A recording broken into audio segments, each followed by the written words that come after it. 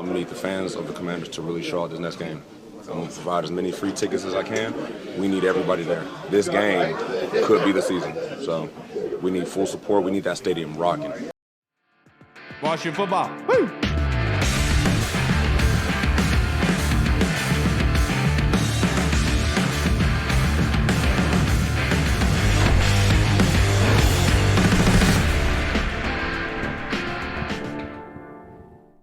Hello, everybody, and welcome to the Burgundy Zone. I am your host, Kyle, and I'm joined by my two co-hosts, Michael Hall and Michael Reed. The Burgundy Zone is a part of the Frederick Podcast Network. You can find out more by going to www.listenfrederick.com. But we are now joined by returning guest, probably the busiest man in Texas. I'm sure that probably pissed a lot of people off, but just graduated from college, so congratulations to you, Damien. But this is Damien Bartonek. Everyone was writing for Rigo's Rag before, but now has kind of blossomed. Is even on TV at this point, so congratulations, Damien. You worked your butt off for this moment. Glad to have you on the show, bro. How you doing? I'm doing well, man. Thank y'all for having me. It's always a pleasure. I know we were trying to get something worked out for a minute, but like you mentioned, man, life's crazy. I've been really busy. I literally just moved into this apartment right here. So I have it's just white walls and a white door right behind me. So I'm busy, man. Life's busy, life's moving, but I'm still watching the comics, that's for sure. Absolutely, dude. You know what they say about bachelor pads. You don't really need anything to dress up in there. Just, a sofa, a TV, and an Xbox. You'll be good to go. Mattress on the floor, baby. Hey, I have that Sean Taylor towel literally just hanging up in my living room. That's all you need. That's all you need. Hey, right? That's the only decoration needed. It's good to go. Nowadays, they say less is more. Yeah. Consolidate. But Dame, to start this off, talking about the Commanders, obviously they tied against the Giants 2 weeks ago. Second team to do this in 30 years, to face a team back to back like this in this kind of format. So that being said, what was your reaction to the tie?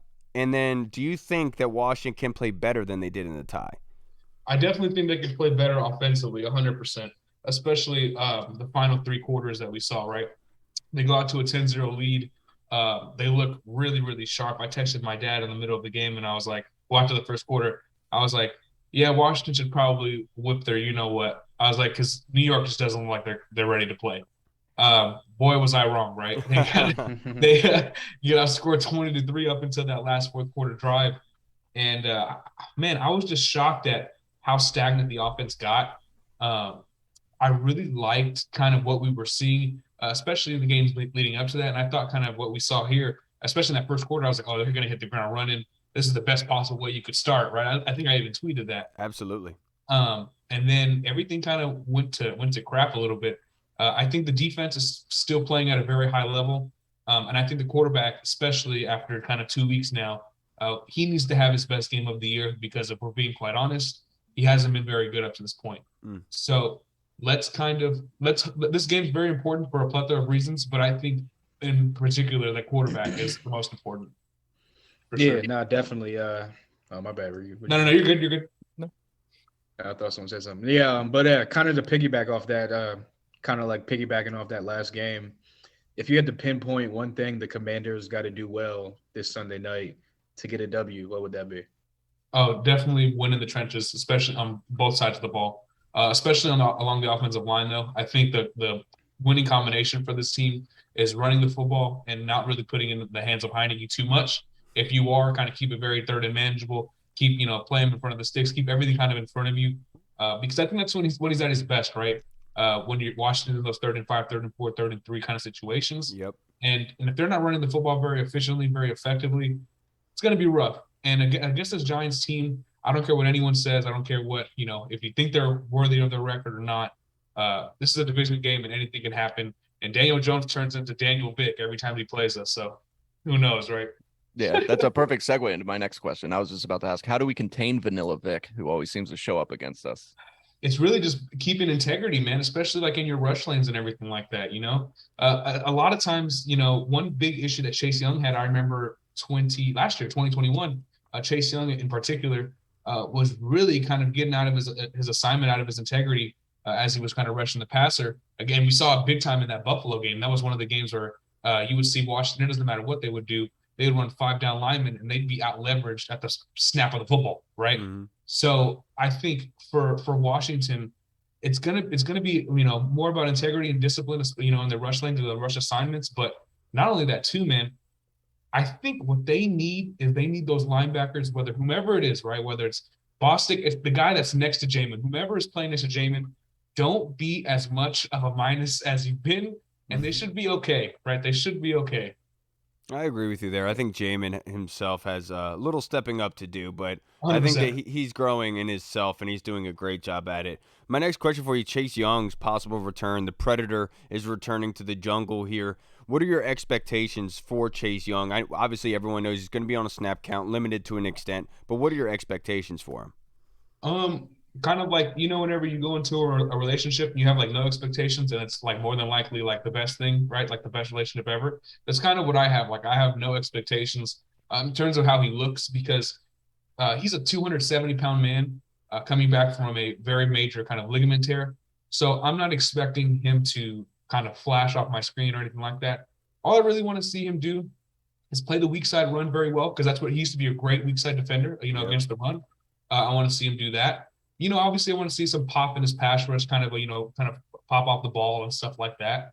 But I'm not really looking for a lot of, box score numbers from him in terms of like sack numbers. I just kind of want to see, how is he moving? Is he stiff?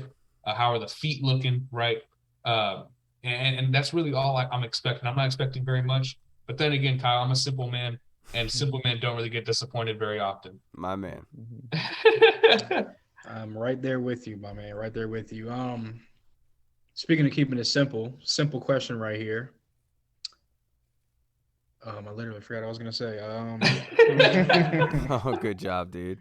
Simple. Come back to me in like 2 seconds. It's been a long day. My question for you, Dame, real quick. Who would be automatically? Let's take away the easy answers. Who's getting your Pro Bowl vote? Somebody that would be that's deserving of a Pro Bowl vote to get there, that probably isn't getting all the shine. Oh man, that's a good one. We're talking about from the fan base, or just in general, like amongst like NFL circles? No, just the Commanders. Just the Commanders in general. Probably Kendall Fuller, to be honest. Wow. Okay. Yeah, I'd probably say Kendall Fuller. I'd agree. Yeah, because man, I just wasn't expecting that. Yeah, I was gonna say like Cam Curl, but I feel like Cam Curl's gotten a lot of like love. I said, he's a second. I interviewed with these guys last night. I'm sorry, Dame, and they asked me like an underappreciated guy that's balling out. I was like Cam Curl, but I mean it's hard to say that at this point because PFF keeps rating him at the top of every list.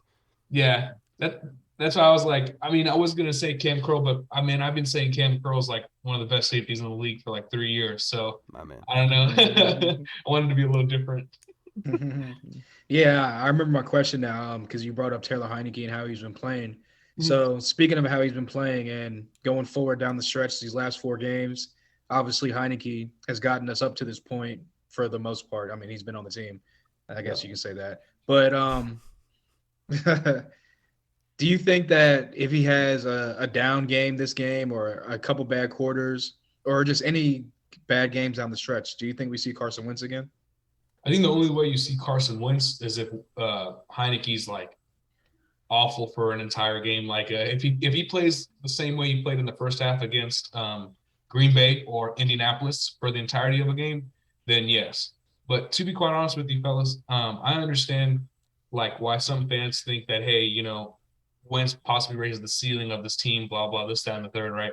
But just kind of being objective here, Wentz was awful. Like he was awful. And so it's hard for me to even really put many eggs in that basket because, like, again, objectively, he sucked, man. That offense was horrible, And Heineke, trust me, I'm no Heineke fan either. You know what I mean? Like, just long term, right? But it's really hard for me to even envision them going back because I feel like Heineke would have to do some outrageous stuff in terms of bad play to even bring that into a conversation. And considering he's not really playing well right now and they're still winning, it's kind of tough for me to see that happen.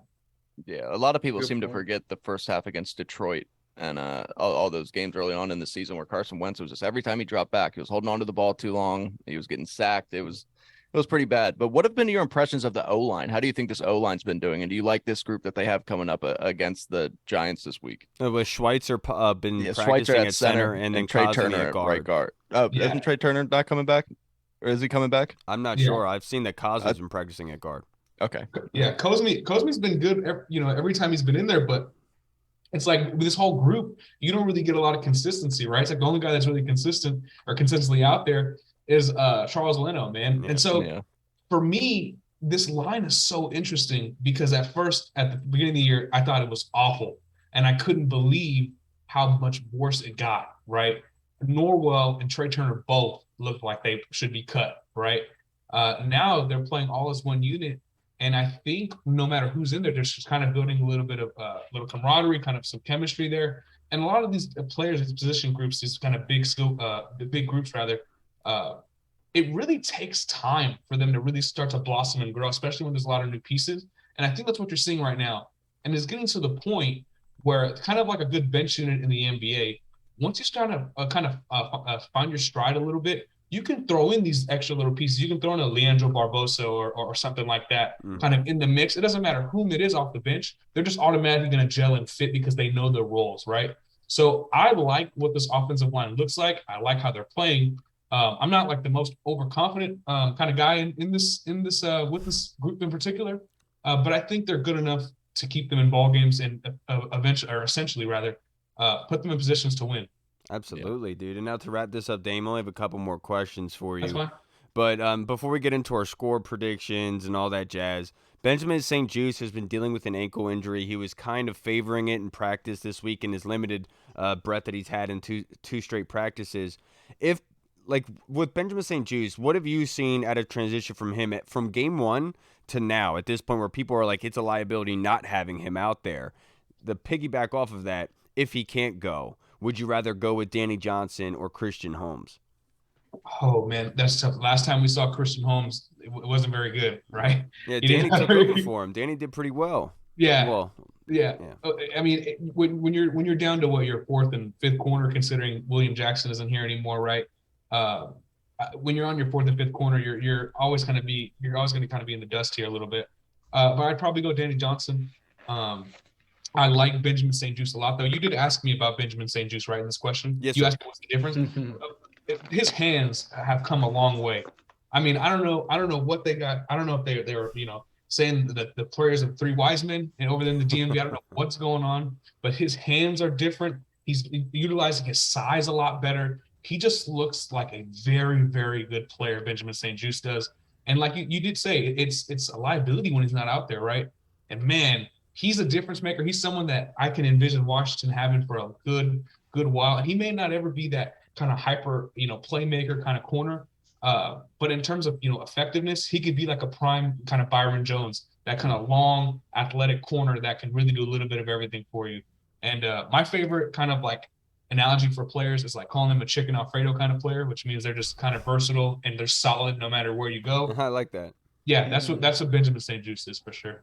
Absolutely. I love that, Dame. But now my next one, I just wanted to say no disrespect to Canada, but most likely Benjamin St-Juste is dipping his gloves in maple syrup before games. You know what I'm saying? Shout out to Canada, though, man. Shout out to Canada. Yeah. Shout out to Drake. Canada's awesome. Now, this next question I have for you, Dame, let's start breaking down this game. Looking ahead, what is your score prediction for this game? Is it going to be low scoring like it was in the first matchup? Oh yeah, no. I think for me, I have a score of 19-16. That's my score. It's kind of like when no. On Monday Night Football in 2012, they won 17-16, right? With RG3's rookie year. Yeah. Mm-hmm. So I have Heineke doing just 2 points better at 19-16. Super low scoring. I think Washington's going to run the heck out of the football, and I think ultimately they're going to win this game. They'll finish the drive, or they'll finish the game in victory formation. That's how I see it ending. And a two-part question here. Who would be wearing the big hat after this game based on your score prediction? Meaning, who's going to be the MVP? Oh, no, I know what that means. And then the second part of that, Antonio Gibson and Brian Robinson, how do you think that their usage is going to be going forward? So right now, I don't know. I don't have the carry numbers in front of me, but it seems like they have, if I had to put a number, it would be like Robinson's getting 60% of the carries and Gibson's getting 40%. Which, by the way, I think that's the most beautiful role for Antonio Gibson is what we're seeing right now because he's never looked better in his entire career. And he's injured. Yeah.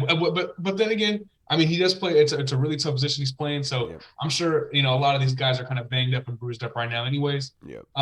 But I think Robinson's going to be the big hat guy. And I think he's going to be the guy that Washington really starts to kind of put the saddle on that horse and ride it all the way to the playoffs, man, if they do end up going there. Because he's built for whatever they want to do.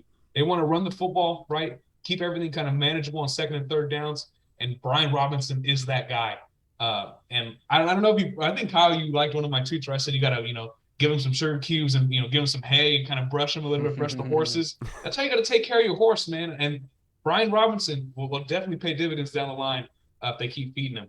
Absolutely, dude, and that would make a lot of sense because he is a lot like Derrick Henry in a sense, where especially on a cold December night, those DBs don't want to be tackling a dude of his size, running as fast as he does and as tough as he is. And it's good. That's a tough recipe to stop there. Dame, I can't thank you enough for joining us, brother. I know you're busy as always, but just before we get out of here, would you like to plug your social media handle, just in case anybody watching would like to come follow your work and they haven't yet? Yeah. Y'all can follow me on Twitter at DA Bartonek. That's at DABARTONEK. Although I'm working in West Texas now as a sports anchor, I'm still going to be doing all this stuff as with the commies and the Spurs and all the other stuff. It's going to take a back seat because I got to make the real money now. But it's definitely a cool gig. And shout out to y'all, man, because I know Kyle. Like I said, we try to get this going for a minute, and we've been busy, man. Life's been crazy, but I love the Burgundy Zone, and I love all of y'all, man. I wouldn't be here without y'all for sure. Do you tell them on the news that you're a Commanders fan? If they let me do the highlights for a commies game, I'll definitely let it be known. But it's so funny when people like down in the Dallas area and stuff make that known. Yeah. Like who was it for the Mavericks that did that not that long ago? Damn, I don't remember who it was. It was some NBA player, obviously. Yeah. He came out and said it. Yeah, it was I funny, absolutely forget. But Dame, It was Porzingis, but he's in DC now. Oh yeah, no. This was before that. Really? Yeah, it doesn't matter, dude. But Dame, this was awesome, dude. I really do appreciate it. Probably next week we'll be working on a rocket ship for SpaceX, and maybe after that you'll be working on your novel, your book, your biography. You never know with you, Dame. But I really do appreciate you, brother, and keep up the great work. Keep working hard, dude, and things are blossoming for you as they should. Appreciate you, man. I appreciate y'all. Thank y'all very much. Have a good one, Dame. Have a good weekend. Later. All right, everybody. We just spoke with the man, Mr. Damien Bartonek. Love talking to Dame. Yeah. But now we are going to be joined by our next guest here, and hopefully he's at his computer. He's been sitting here for a little bit. My fault. Oh, here he is. It's Mr. Felix Trammell. He's not here yet, but he's looking down at his phone. Let's see how long this. There he is. What's up, dude? How you doing? He's like, oh shit. Wait, is that him? That big-eared guy? Is he there? Mhm. What's up, Felix? How you doing, brother? I'm good. How y'all doing? It's a bitter, chilly, cold day. It's been kind of a blah day. I know Hall worked late, so we're all a little bit tired, Felix. But that being said, we're jacked up for this game this weekend because this is a huge matchup for Washington. If you could put it on a scale, like where do you think this game against the Giants ranks with some of the biggest in Washington over the past 20 years? There's not that many, but there are some. I hearken this game back to 2012, when on a similar time with the Giants on a Monday night, that RG3 year, the Giants were right there, and that there was such energy for that game, but that was such a national drive for that game. I think that game is along that lines. It's along those lines of that. The Cowboys game in 2015 on a Monday night, with the chance for the playoffs there. It's big, and it's probably the biggest one post-COVID, definitely. And definitely probably since that 2015 Kirk Cousins Monday night Cowboys game, as far as importance goes. So if you're not amped for it, for meaningful December NFC East playoff implicated football, I don't know what you want. I think we live for these moments. Absolutely. Definitely. I mean, and look, over the past couple of years, they've been slim to none around here. So you got to take them when you can get them at all times. But sticking with a guy that they picked at number 2 overall, Chase Young. Obviously, he's this is supposed to be the week that he's going to play. But if you had to guess or put a percentage on it, do you think Chase Young plays or not? I would give it an 80% chance he plays. He's been close for a while. They've been trying to protect him from turf. And the last couple of games, like at New York, was on turf. And there was the 1 week he was going to play before the Falcons, and they ended up having to practice on turf, and they didn't really want him to practice. Then he got sick. So I think this would be the game to bring him back, just because he's had a little time. You're playing on grass. He gives you like 20 snaps maybe. Just a boost. That's just another little kettle log on the fire, so to say, just to give a little energy and burst. And I think he will play, barring any unforeseen circumstance in the next 2 days. But I give it about an 80% chance. Okay. All right. What about Benjamin St-Juste? I think he plays. I think it's 100% that St-Juste plays.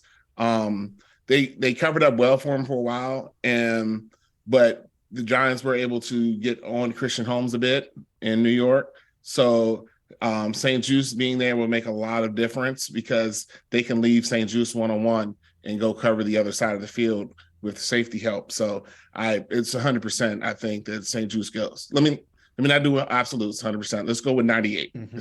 I like that a lot. Now, that being said, going into this matchup, Daniel Jones, this running game, Saquon Barkley, they were able to kind of go to town in some spots. And it wasn't like the Commanders just didn't play well against it. They were in position, but they were just out of just slightly, just a step away, a hand away.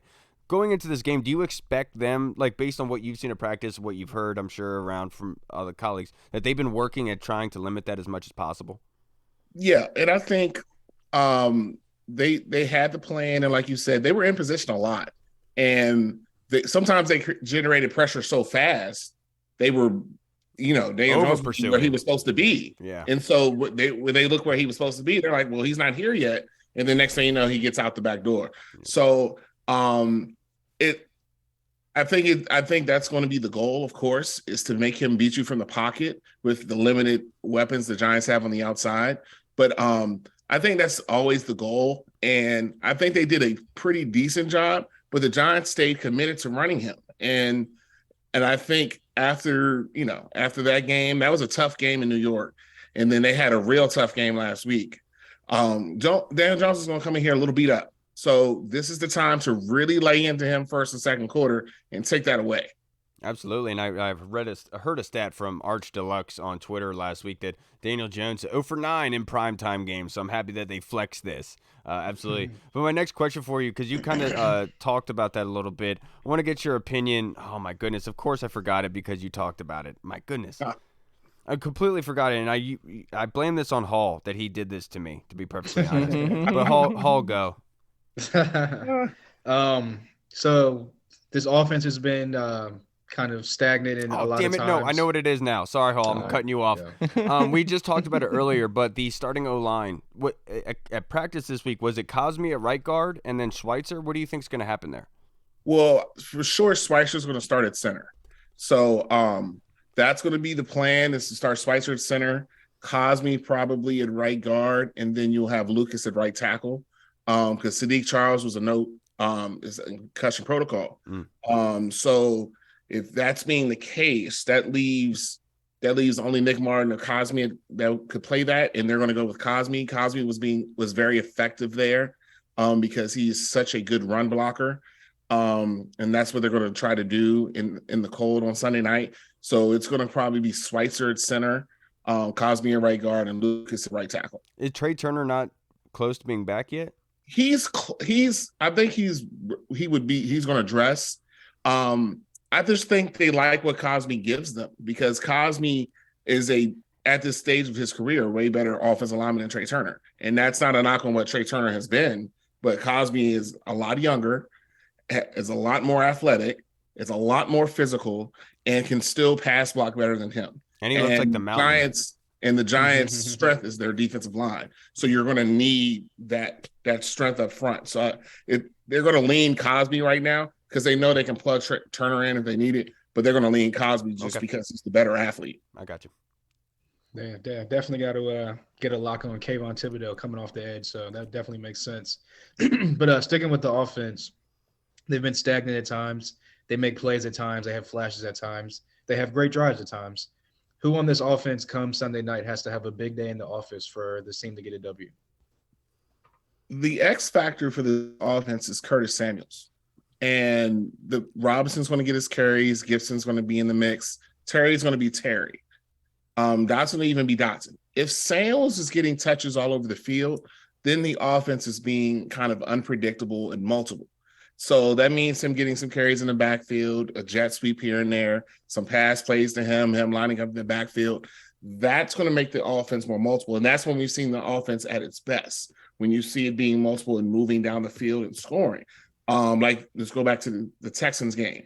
That first drive, you see that drive that they scored a touchdown, you see Samuels all over the place. Yep. So I think Jaguars too. Jaguars too. That happened in the first Jaguars drive. too. And if you remember that first day, everyone was like, "Wow, yeah. Curtis looks good. Curtis is here." Like, Curtis was everywhere that first half, and that's when the offense has been its best. And so he's the one that's got to go. If Samuels is having a good game, the offense is having a good game. And that's not to say that he's the most talented or the best, right, but the way the offense generates, if Samuels is getting his touches and being explosive, then that opens up everything else. Now Terry gets single coverage. Now you can't load up the box on Robinson. Now you can use Gibson out the backfield. Now Dotson's alone in the slot. Now you have to slow down the pass rush. All that happens because of Curtis Samuels. Right. I 100% agree. I think he needs to be involved huge. And on the other side of the ball, what are the keys for this defense to shutting down Daniel Jones and Saquon Barkley? Well, you got to beat up Barkley. Barkley's at this time of year, he's got a lot of wear and tear on his body. So you just got to hit Barkley and make Daniel Jones beat you over the top. He beat him over the top one play. And it was unfortunate, but it was one play. And then there was a couple times where he got them with their legs. And the sad thing is, where they were in the right position, he just made a little bit better of a play. So it's incumbent on them to just hit. You got to hit Barkley. I mean, it's football. It's December. You got to hit him, and you got to wear him down and make Daniel Jones beat you from the pocket. So that's going to mean also not getting our linebackers isolated in coverage. Whatever that takes, it means don't let Bostic mainly get isolated in coverage, because that's where we've gotten beat. And Bostic has played tremendously. He's been way better than he was the year when they released him and let him go. He's been better, but there's been one or two times where schematically he's been put in a bad spot. When he's stuck covering a slot or on a crossing route, it's not good.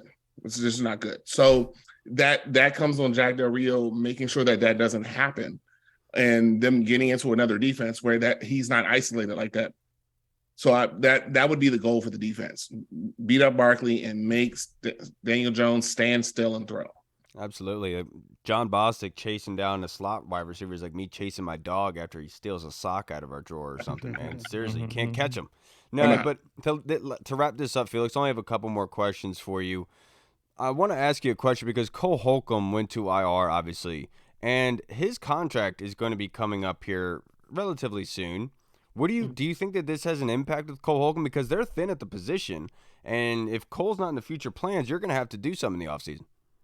Yeah, and I think we can look at it two ways. One, you can upgrade Holcomb. Holcomb's been good, but Holcomb is definitely upgradable. But then you have to look at, right now you have Jamin Davis as someone you could see as a building block at the position long term. So you probably should sign Holcomb at some sort of deal, so where he's here and still get help. Because if you let him walk, you're literally with Davis, and can you trust him another season? Now you got to really draft a linebacker and develop him quick. So I think it's going to hamper maybe the length of Holcomb's deal. He'll probably get a shorter, more prove-it deal, just to say 2 years at $25 million. I'm just throwing a number out there, so that you're at that level and you're good, and then we'll extend you further. I think that's probably going to be the route for him, but they've got to keep him in their plans just because they're thin at the linebacker position as a whole. Absolutely. Now the next question for you, Jahan Dotson, obviously coming back from injury, had that great move against the Giants in their first matchup. Do you expect his usage to go up? Obviously, we all know they want to ground and pound. That's the strategy they want to go with. But Jahan Dotson, they have a lot of playmakers on his offense. Curtis Samuel, Terry McLaurin, obviously. Do you expect Jahan Dotson's usage to be more or less going forward? Well, the Giants were extremely thin at secondary. They did get some more help back last week. But they still got a third corner that's got to be out there. And we saw what Terry did to Fabian Moreau. And Fabian has to go in the slot. Jahan can do the same thing. So I think he'll get his touches. I don't think he's going to get I don't think Jahan is ever going to be the focal point just because of the numbers game of the offense. But I think he will get his touches, and there'll be plays where he'll be able to take advantage because we saw what he can do in open space. And I've been an advocate of this, and I've talked with some others. In a tight game, he needs to return punts. He needs to be the fourth quarter game changer punt returner, like the Eagles used to do with Deshaun Jackson, or the Steelers used to do with Antonio Brown, or I can go down the list. But that's what he needs to do because he is great in space, and you need that. You need that momentum play in the fourth quarter. So I'm going to advocate for that. I don't want him to do punts all game, but in the fourth quarter, and it's a one possession game, and you need that burst, put him back there. He's been doing it all season as warm up. It's time to let it go because it matters now. We got 4 games left. You've got to get those wins, especially for a team that struggles to move the ball at times. I mean, if he gives you great field position on the 50 plus, I mean, all you can do is put up points at that point. Hopefully. I thought Hall was going to jump out of his seat when you said that, Felix. I've been advocating for this for so many weeks now. It's got to happen. It's got to happen. And I know what they were doing with it.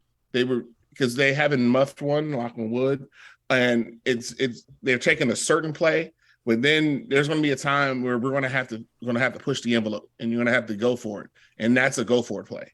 And you got to trust Dotson. Dotson is a great hands catcher, so he'll field a punt. You got to give him the opportunity. Yeah, I heard that said and speculated during the overtime against the Giants, and saying that that's probably a position where you should have Jahan because at that point, who cares? Let's put the best playmaker out there. Last one for you though, Felix. Score prediction for the game, and then who's getting the big hat after the game / MVP? I'm going to go with Washington 24, Giants 17. And I think the big hat will go to Deron Payne. I feel that and if you see my tweets, every time he gets a sack, yesterday's price is not today's price. For as good as Jonathan Allen's being, Allen's has been all world. And I think he's going to have some play that's going to just change that game. He's going to have some sack fumbles, some interception, some fumble of Barkley, something that's going to happen that Deron Payne is going to change that game because he is in such a mode right now that he is basically unblockable. And when you put him next to Allen, he's unblockable. And you put him next to Sweat, he's unblockable. So, and you just add Chase Young to that, it becomes a problem. So that's going to be my dark horse for a player of the game. It's going to be Deron Payne. I absolutely love that. I love that. I don't like the easy one, so that's a really good one, Felix. I do. That's why I like bringing you on here, sir. I can't thank you enough, sir. Go and enjoy your evening. Go enjoy this Thursday night football matchup. I hope you enjoy it. I gotta watch. They're up next. Yes, sir. All right, Felix. Have a good night, sir. Stay warm. Hey, appreciate y'all having me on. Y'all stay dry. Trying to, brother. All right, Felix. Have a good one, brother. All right, later. All right, everybody. We just spoke with the man, Mr. Felix Trammell. Getting Felix on is so hard, man. Him and Damien, two of the busiest men on earth. My goodness. Not kidding. But let's get into our fan questions as we break down this game, boys. I mean, this is absolutely massive. And if you guys haven't already, make sure you go and you retweet. Just put out the word for Leno with the Walter Payton Man of the Year award. There's a thread on Twitter. You can go and just put in the hashtag for Walter Payton Man of the Year. Just put in Leno and retweet it, and it'll help us get him the award. It would be really cool to be able to do that. Definitely deserves it. Yeah, and now the crazy thing for me is why are votes attributed to something like that? Shouldn't it be based on what you do for the community, right? Why would it be based on votes? I find that very weird, but it is. I don't care. I mean, if it helps him because he deserves it, then yeah. But it's just why are voting? Shouldn't they just be selected? Yeah. Right. You know what I mean? Right. Now, this question that we're going to go to is from the Colonel. Just want to say, the Colonel, our thoughts are heavy with you and the family this week. Grandma Margie passed away yesterday, which is the Colonel's mother. She was surrounded by loved ones. It's been hard the past couple weeks, but they're in a better place now. I know it was very tough for everybody involved, obviously, and it's just good that she was around somebody that around people that she loves, because there's people in this world who pass away that don't have that opportunity. And she led a great life, but she was around some great people. And so I just want to say hearts are heavy for you, Colonel. But thank you for the question, sir. Definitely. Are there going to be more blue jerseys than burgundy and gold Sunday night at FedEx Field? Reed. I hope not. No, there won't be. I have faith. I think that the fan base is finally like fully behind this team, despite what you see on Twitter and the quarterback talk. But I think that they're definitely going to show up. And you got players like Jonathan Allen going all out to try to give people free tickets. So I think there should be more burgundy out in the stands. I definitely think that there'll be more burgundy out in the stands. And because when this fan base is not used to being in this position, in a comfortable kind of position, where they shouldn't be comfortable. You know, they should always be trying to get better. But just saying that, like, usually at this time, they have a losing record and they're working to make themselves get into the playoffs. Very rarely are they ever in this position where they're like, if we continue to play like we are, we're in the playoffs. You know what I mean? Yeah. So it's very, very kind of tricky scenario there, but I think that Washington will blow up, man. I think they will show out, and they will, because Jonathan Allen is a very commanding voice, and I think the message has been pushed across. And like we have said for many, many years, winning cures all, and winning is what brings them back, and hopefully that is what makes them stay as well. Yeah, pretty much agree with both you guys. I think that if I had to make a split, it'd probably be like 60-40 burgundy and gold as opposed to blue. Like, obviously, it's a division game. I feel like that's too much. I know. I might be giving them too much credit. But, I mean, obviously, it's a division game. And to be honest, like, it's just as, like, big as a game as if it is for us. It's just as big a game for the Giants as well. So, you know the Giants fans are going to come out. I mean, it's right up 95. So, they're going to come down the road. But I just think that from what I've seen on Twitter the past 2 weeks, what I've been listening to when I listen to the radio, they're giving away tickets on the radio stations and whatnot. So, I definitely do think that, it's going to be a good turnout. And, I mean, it's primetime Sunday Night Football, so that always brings a nice crowd out. Yeah, look, the situation calls for it, man. So, heck yeah, let's get the whole All building hands bumping. On deck. Holy bumping. I want every urinal in FedEx Field overflowing. Ew. I want everyone there. So many people there. You hear that? Put toilet paper in the urinal, guys. Yeah, you can't do that. Reed knows from experience. Now, this next question from the Colonel, Reed. He says, we were fortunate the Cowboys cut rookie 5th-round pick John Ridgway, figuring they'd be able to get him onto their practice squad. We swooped in and grabbed him off waivers. Could you comment on his contributions so far? Oh, yeah, he's been huge. Going in there, we were all nervous when we lost Fedarian Mathis. I know Kyle was huge on John Ridgway when he was coming out. So we got him, and you got to feel good about what he's done. He's filled in perfectly. He's filled that Matt Ioannidis role almost, where he's just a big physical guy, and he's done a pretty good job getting after the passer too. I know he came in known as a run stuffer and a big body, but he's done a pretty good job getting after that, and the guys seem to have taken to him well. So I don't think you can really, I don't think it's easy to really say how big of an impact he's made, because he's just exceeded expectations. Yeah, and he got picked up, I think, like week 4 or week 5 after the Fedarian Mathis injury, and at that time, Washington was getting gashed on the ground defensively, like bad, and in big ways too. And now Washington's defense, they're 8th against rushing yards. And I think a lot of that is directly attributed to the addition of Cameron Curl coming off of an injury, and then the addition of John Ridgway up front. Because when they were in that 4 set, they were getting eaten alive. But John Ridgway, being the nose tackle, the one technique, kind of solidified the anchor. And not only is he just a big body that you can't really move, he's also strong. And he can throw dudes. It gets guys off balance. And he has been a huge fresh breath of air. And I will say this, I don't mean to toot my own horn, but this is what I saw on film of him. And that's why I put it on Twitter back in April, saying if you want to replace Matt Ioannidis with the late round pick, this is the guy you want. And I'm glad that we were able to get our hands on him, because I was blown Dallas got him, because I thought that was a really good player, but they just didn't know how to use him, not their kind of defense. And I'm glad that we were able to bring him in here, because he is flourishing, and he's fitting right in with these other psychos that we have up front. Now, I'm all for it, dude. Yeah, and just to piggyback on what both of you guys said, like, he's a guy that's still on his rookie contract. He's going to be locked up on a really, really good deal for the next couple of years here. Like you said, it just adds more depth to the defensive room, the defensive line room. If they end up re-signing Payne, then you got Jonathan Allen, Daron Payne locked up for the next couple of years. And then you got 2 younger guys that can come in and rotate with them and pretty much I'm not gonna say like not miss a beat because they're not playing to that level yet, but it's almost like they don't miss a beat because those guys come in, they step in, and they get the one-on-ones coming off the edges with the edge rushers, and they just beat their man one-on-one. They just demolish the guards in the centers and the interior. So definitely happy that we got him. Definitely happy we got him picked up off waivers, and yeah, hopefully he's gonna just keep ascending and keep growing at his position till he gets locked up again for another like Matt Ioannidis type of deal. Yeah, dude. I'm glad that they did get John Ridgeway. Look, Dallas is. They're stupid for doing that, but it is what it is. They're smart in other breath. Michael Parsons, all the other. They're really good at drafting, but the John Ridgeway thing, I'm really happy about. That was like an early Christmas present. But now we have a new way of asking fan questions into the show. I thought that we would reach out to our Discord chat server and ask the guys if they wanted to submit a question through video form. And so we got our guy Scott Hartley, the questionnaire, with our first question on video. So here it is. How we doing, gents? It's Scott Hartley from the UK and the 1 Point Safety Show. Just thought I'd ask you a quick question for your show tonight.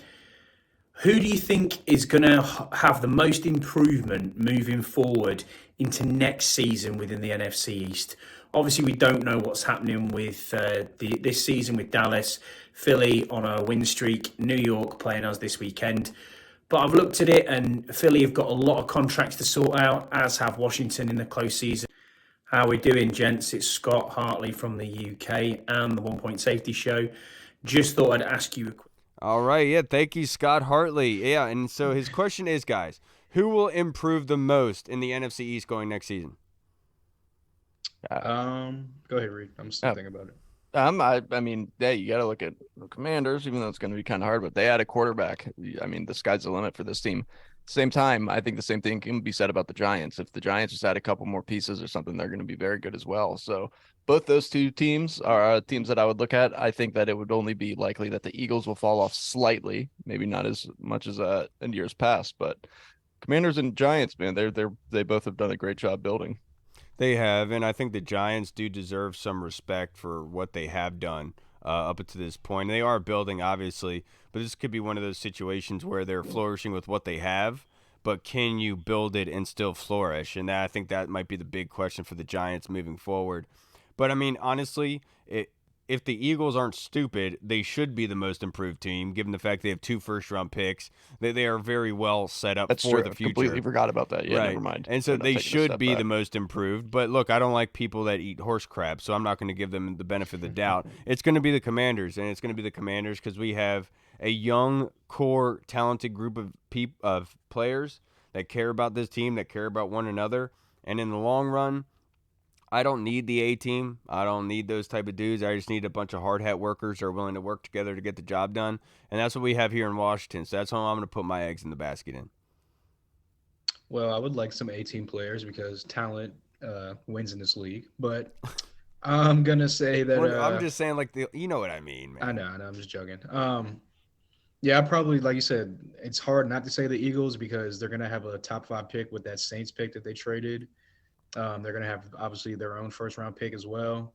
Howie Roseman is, I hate to say it, but a really crafty, really good GM as far as when it comes to – I don't know why people just make the most ridiculous trades with the Eagles all the time. How long have I been complaining about that? I know. I used to be like, you're just like – and then, like, the past couple of years happened, and I've been like, yeah, I should have been listening to you a couple of years ago because this is crazy. But, yeah, so it's hard to say not the Eagles, but I'm going to say that – honestly, probably everybody gets a little bit better, except for I want to say I can see Dallas maybe taking a slight step back just because they're paying Dak so much money. It's going to be hard to see what they can do in free agency. Maybe they get another wide receiver on the market or draft a guy and develop him, and that might be dangerous. But obviously, they have a good defense as well. But yeah, I just think that a lot of these teams in the East right now are like really built really well. A lot of like young players, and the Eagles got a lot of like free agents coming up. But again, they draft pretty good over the year. So yeah, I think that we're slowly becoming the NFC beast again. And yeah, it's going to be a lot of good football in the NFC East going forward up there. Yeah, really. Dallas's quarterback is such a Dak I love making that joke. Now, our next question is from Twitter from Sharp Eye Washington, who sent us this 2 days ago. Now, my man really went out of his way. He wanted to get us this question, so we got to give him the respect of answering it with care and actual enthusiasm. So, So sir, you're saying that I don't answer with care and enthusiasm with any other Yeah, question? what are you trying to say? well, Reed only does when it's about men and their figures. That's But the only no, thing I this care one- about. This one That's is from true. Sharp Eye Washington. Got to make sure I get this question to y'all for the next podcast. The 2024 Commanders free agents are crazy. Montez Sweat, Chase Young, Antonio Gibson, Cam Curl, Fuller, Curtis Samuel, Casey Toohill, Smith Williams, McKissick, and Sly. Who do you keep? Who walks? You can franchise Montez Sweat before you got to figure that out.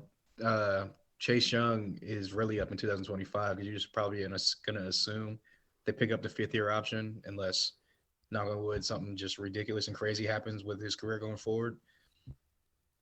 Oh, and there it is. No, there it was. And there it is. Man. Who do I keep? Without a doubt, it's Cameron Curl first on the list for me. And then after that is Montez Sweat and Chase Young.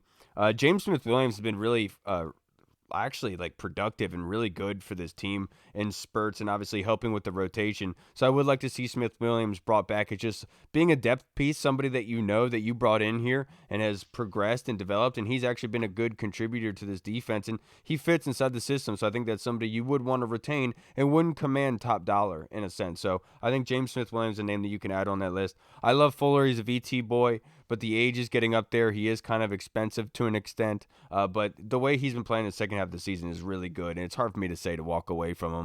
And then Curtis Samuel, I said it before the season, I thought Curtis Samuel was the X factor for this offense. He's proven to be consistent, stayed healthy. I would like to see Curtis come back. And I know that we have talent outside, and we have Diami and everything like that. It's just I like the camaraderie of Terry and Curtis and that those wide receivers. I think that's a really good thing that we have. Yeah. Just real fast that before you go again, Hall, just to add to that, I'm always surprised at how young Kendall Fuller is. Like, because he seems like he's been in the NFL for so long. He's still only like what 28 or something like that. But it It's seems like he's crazy. been in here forever, right? I know I that think he's he got might wear have and come out when tear. he was like when He had he was to have. 20. He had or to have something. because he came here and then he's already had a stint with the Chiefs and then he's come back here already for a while. It's just weird how long he's been in the NFL, but he's still late 20s. Right. And now this next question is from Commander's Crew Reed. What do you think would have to happen, not injury related, of course, for Rivera to feel he has to hand the offense back over to Wentz? Just a terrible, like we talked about earlier, just terrible play. I mean, if Heineke goes out there and just completely chokes this game away, he's the reason that we lost. Then I could see them. It might take more than one game though. If it's back-to-back games or multiple games down the stretch, then maybe they will go to Wentz and try to get a shot of energy in the ass. You need a shot of water. Jesus. I get it in your throat. do. Tired, man. And it's like I've been sitting in a Sahara all day. It's just been dry air. Right. I don't know what that means. I didn't know air but could be not dry. injury related. Not injury related. I think the only way that Rivera would pull a plug and put in Wentz over Heineke is if Heineke came out and said that the Capitol riot was a dust up. Yeah, Heineke comes out there, asking about Tower 7. And they're like, all right. No, but honestly, it'd probably be play related. Taylor would have to look completely lost. He would have to be not confident, throwing to the wrong guys, just basically seeing ghosts. That's what he would have to be able to do for you to say he's not putting the team in a position to win at this point, so we have to make a change. Shout out to Sam Darnold, too, for bringing that phrase to light. Yeah. Honestly, I could see if he comes out in the first half of this game and throws 2 or 3 picks and is pretty much losing us his game. I could see them having a discussion about it at halftime, let him come out, get a series in the third quarter. Doesn't move the ball, has another turnover, does something ridiculous that Taylor Heineke does like once a game. I could see them going to Wentz just for that game, maybe go back to Taylor down the stretch, unless obviously Wentz balls out something crazy. But do I see that probably happening? No. But yeah, like you guys said, it would have to be just like a downright horrible type of game for them to probably go back to Wentz. But again, I could also see on the other side of it, I could see if he has a horrible first half and the coaching staff knows that this is like a gotta get it game and like whatnot, I could see it. They're not doing that, dude. All right. You'll see. They don't call me Just Halstradamus for saying, nothing. man. That's true. They don't They call me him that. Halstradamus for nothing. I know. They do call him that. That's a good point. That is very true. It's very true. Now, this question from Tim Towner is a great one. Stealing this from Ben Standig. Let's say the NFL wants to have an expansion draft to seed 4 teams that would be in Europe, and each team could only protect 3 players. What 3 players would you protect from the Commanders? That's a great question from Standig. That's good stuff. That's very. You got to start off with Terry, John Allen, and Cam Curl. Unless you want to keep Tress Way, you know what I'm saying? Oh, that's great, dude. For me, it's Cam Curl. That's because the only one. Well, no, Cam Curl. I think 3 you Cam hit the other. Curls. I think you hit the other 2 on the nail on the head. John Allen, Terry McLaurin, and then Cam Curl for me is a third. Just because of what he does as a safety, he comes up and fills in the run lane, helps the linebackers out so much. That type of player is. You can't really put a figure on it because they fix so many things and the small details of stuff that he does on a play-by-play basis. It can't be measured, and I feel like Cam Curl is my number 3 for that. I'll go Cheeseman, Troy Apke. Probably like you guys said, Jonathan Allen, Terry McLaurin, and I got to go with my man Cam Curl. I mean, Huge Cam Curl guys here on the You Burgundy guys are side. just like, come on, man. All right, I mean, Chase, you I'll guys- change it to Chase Young because Chase Young's my dog. All right, You guys Chase took Young. all the good players. Like I'm the third one to go. What do you want me to say? There's really 2 I mean, guarantees. there's other good and then- players, but you know what I'm Yeah. saying? Like they're the players. Ridiculous. Now, this next question that we have is from Tony Shivers in the Discord chat. Thoughts on Wes Schweitzer at center, Hall? I don't hate it. I mean, I love it over Nick Martin because we've seen what Nick Martin can do. Schweitzer's been here. He's been around for a little bit. I feel like he has the he doesn't really have the cohesion with Trey Turner and Norwell because they just got here as well. Yeah, dude, he's been injured for 2 months. Yeah, and he's been injured for 2 months. But I just feel like Schweitzer's been here. He knows the system a little bit better probably than Nick Martin. And again, we saw what Nick Martin can do. So there's that. Yeah, I look, Wes Schweitzer has always been that guy that a lot of people like scratch their head about when they first signed him, but has come in and really been a consistent force for this team the past couple of years. It's unfortunate the concussion took him out for many weeks.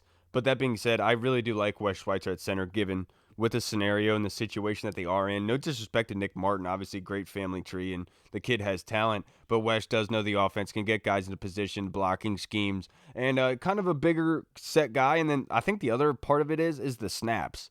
You know, can he be able to snap the football well? Because that was one concern with Nick Martin at times with snapping the football. So I think Wes Schweitzer probably, you just feel a little bit more comfortable, in my personal opinion.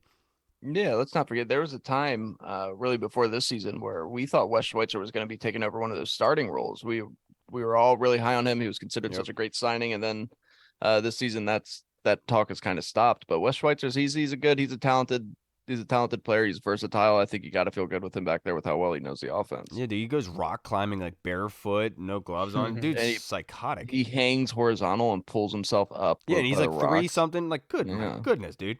Now, this next Practice question man. is by Meast21, Brandon Reinbold. Appreciate you, Brandon. Yeah. He says, per John Keim, Rivera pointed to 2 areas that they focused on during the bye week: red zone offense and handling the quarterback runs early in games. Did Rivera get the game plan during the bye week right? And what's one thing that you feel we needed to work on during the bye week that we didn't work on, Reed? Yeah, I do think that. I think that those are 2 things that have been huge for us. And really, I mean, other than those 2 situations, against the Giants, I'm having a hard time thinking of 2 more things that are more important than that, you know? So I think you got it right. Yeah, I think that Coach Rivera is mimicking my brain here. I think he's absolutely right about it. Right now, Washington's offense in the red zone is 18th. It's not that bad. So I will agree with him in that breath. But going against the Giants and going forward, you're going to have to be able to score points. You know, we can't just mortgage on running the football so much. So I do understand why you have to score points when you get those opportunities, because those opportunities don't come around. So when they do, you got to make sure you capitalize on them. But I will add that the third down conversions on offense need to be attributed. They're 28th in the league right now. As putrid, this is an offense that needs to be able to bleed the clock out for this defense to be put at their maximum potential. And a lot of the times this offense needs the defense to be that kind of fresh coming off the bench because there are a lot of times his offense puts them in that position. So the offense, help yourself out by scoring some points early, controlling the clock, allowing these guys to be able to come in and wreak havoc on them. So I think the third down on offense, red zone on offense is another thing. And then handling the quarterback is something that is a major concern.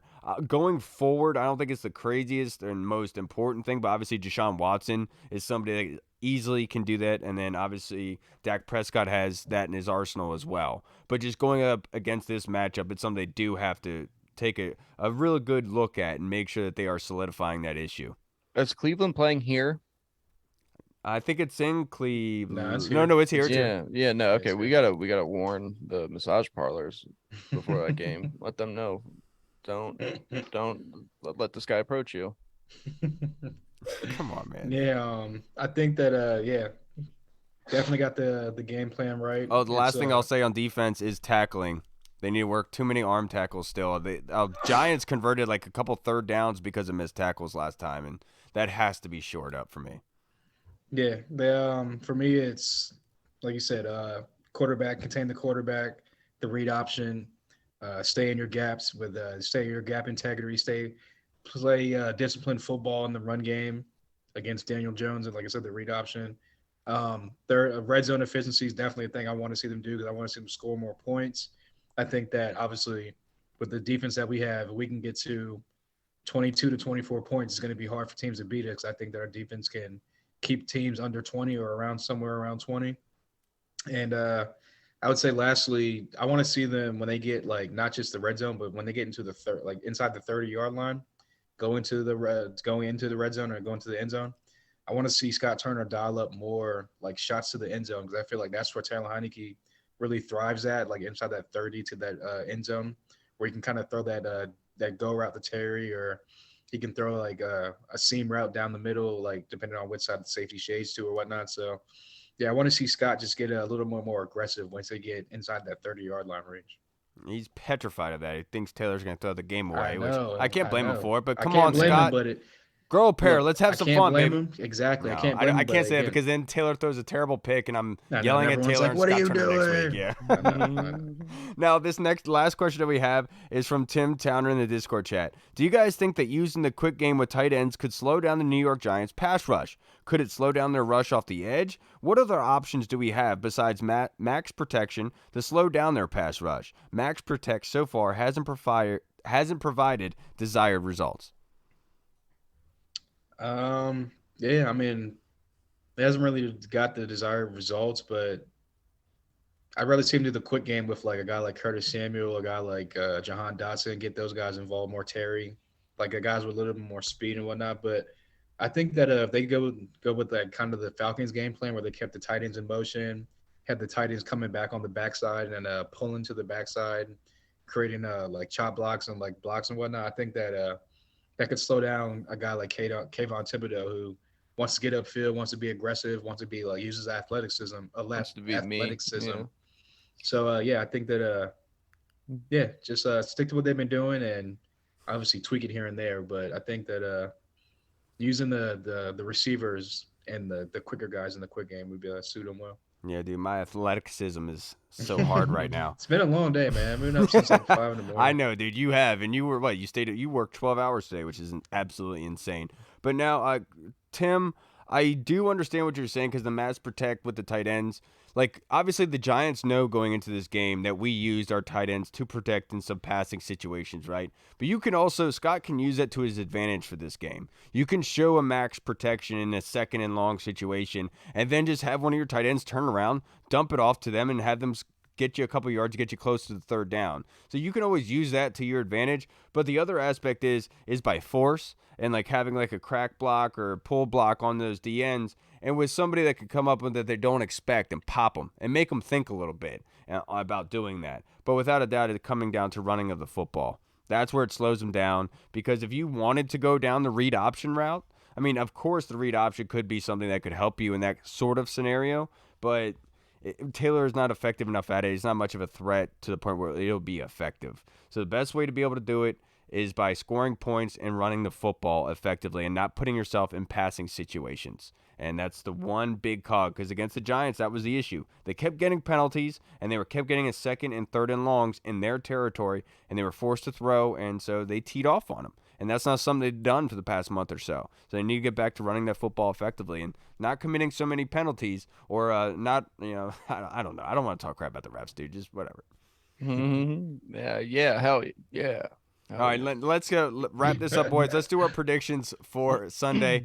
Who's getting the big hat after the game, Reed, and what's your score prediction? Big hat. You know what? I'm not gonna go against him. I'm gonna go with Big Hat Bob. I'm gonna go with big hat Bob. Brian Robinson. He's gonna go out the Big I thought Hat you Rob. Said Big Head Rob. I was like, whoa, boy.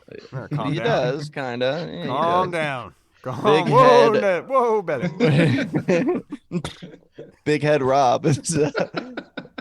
I'm into it. I like it. I think he's going to keep that going. And I'm going to go Commanders win this one 69-2. No, I'm just kidding. We win 24-17. And look, Washington's wearing the all burgundy this weekend, which we are really excited for. First time that they're doing that. I said this on Twitter. Welcome to the burgundy zone. That's what it feels like for Washington. And so hopefully they play like it.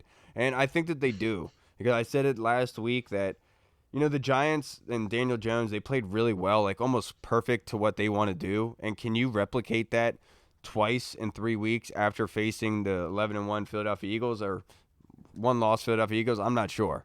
And so that's why I feel like Washington can play better. They can limit the penalties. They cannot shoot themselves in the foot. Taylor can hit Logan on an out route if needed to be. Obviously, the flip side of that is Taylor could throw those picks, of course. But I think Washington, I'm not really, I've said this so many times, I have a different feeling about this. But it is like that, but it's not really like that in an optimistic sense. It's more of just a calm sense and comfortable sense that I'm just really excited to see this football team play meaningful football. And I'm confident in what they bring. And it's been a long, long time since I felt that way. So for me, I think Washington wins 24-17. And I think the MVP is going to be Taylor. You took my score, fucker. I'm watching you. Oh my god. Yeah, I think that it's going to be obviously is going to be one of those hard fought division battles. My hope is that they come out like they did in the first game, get on top of them early, and just keep putting that pressure on them. But as Washington fans, we know that it's going to be a heart attack coming down to like the fourth quarter at some point. So with that being said, I think that it's going to be a 23-17 game. And I'll go with the Commanders winning with a late go-ahead touchdown. Do you have anything more to add? I'm thinking, I think my MVP is going to be, I think Terry has another big day. I think that he goes over 100 yards and a touchdown and 6 catches. 6 catches. All right, I like that. I'll change my score. I'll say the prediction score is going to be 20-20. I think that we're going to tie this game. No, the crazy thing is again, that'd be like ridiculous. Reed, remember when we went on that Giants podcast 2 weeks ago? And there was a point in that podcast where we were talking about the teams, and I was like, we could just tie.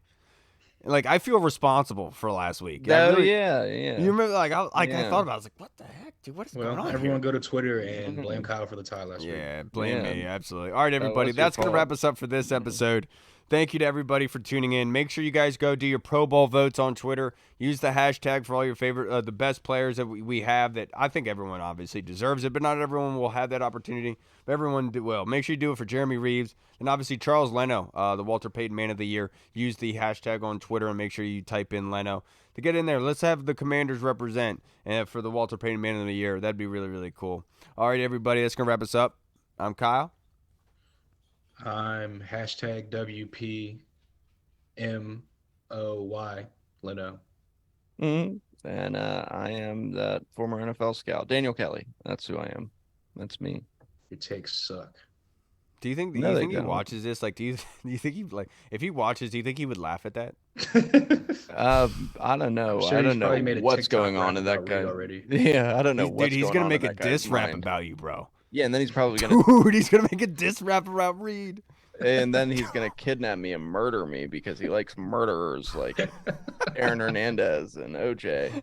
Which is 100% fact. We're getting off base here, guys. Yeah. Have a good weekend. Enjoy Sunday Night Football if you're going out. Be respectful to your neighbor. Just have a good time. Enjoy yourself. Nobody needs to be going to the hospital or anything after this game. Just have fun. Be respectful. Hopefully the Commanders get a W. Throw your hot dog at a Giants fan. Don't even buy a glizzy. You shouldn't be buying glizzies. All right, everybody. We'll see you on Monday. I'm Kyle, and I will see you then. Washington football. Woo! Hey, what's up, everybody? It's Kyle. I just wanted to say thank you so much for watching, and if you liked what you saw, make sure you hit the subscribe button and the notification bell. That way you get notified when anything new is uploaded to the channel. Also, we just launched theburgundyzone.com. You can go there and find all of our latest news, articles, and the latest episodes that are uploaded. Again, we also have the Discord chat server, where all of our VIP folks are in, like Andy Burrows, Scott Hartley, Sergio Martin is in there as well. Don't miss out on the Discord chat server. Go and check that out. Until next time, everybody, Washington football. Woo!